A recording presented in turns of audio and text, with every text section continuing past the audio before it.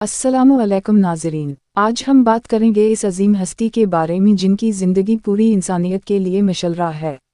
आइए चलते हैं वक्त के उस लम्हे की तरफ जब मक्का की सरजमीन पर रहमतुल आलमीन हज़रत मोहम्मद सल्लल्लाहु अलैहि वसल्लम की विलादत हुई। विलादत और बचपन। हज़रत मोहम्मद सल्लल्लाहु अलैहि वसल्लम 571 हमज़ा में मक्का मुकर्रमा में पैदा हुए। आपका ताल्लुक़ कुरैश के मुअज़्ज़ज़ ख़ानदान बनो हाशिम से था।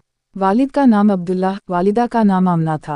वालिद की वफ़ात आपकी पैदाइश से पहले हो गई। वालिदा का साया भी 6 साल की उम्र में उठ गया। दादा अब्दाल मतलब और फिर चचा अब्बू तालिब ने परवरिश की। जवानी और किरदार। आप सल्लल्लाहु अलैहि वसल्लम ने कभी झूठ नहीं बोला, कभी धोखा नहीं दिया, इसीलिए लोग आपको अल-सादिक़ और अल-अमीन कहते थे। 25 साल की उम्र में हज़रत फ़ैदालिए जिम्हे से निकाह फरमाया। सच्चाई, दियानतदारी और रहमदिली आपकी पहचान थी।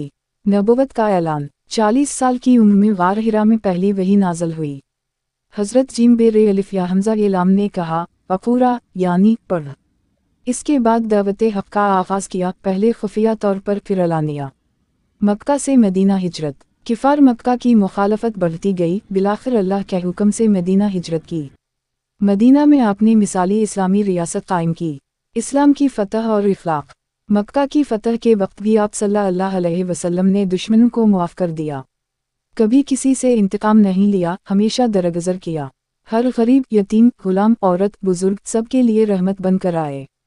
विसाल। 63 साल की उम्र में 632 हमज़ा में आप सल्लल्लाहु अलैहि वसल्लम ने दुनिया से पर्दा फरमाया।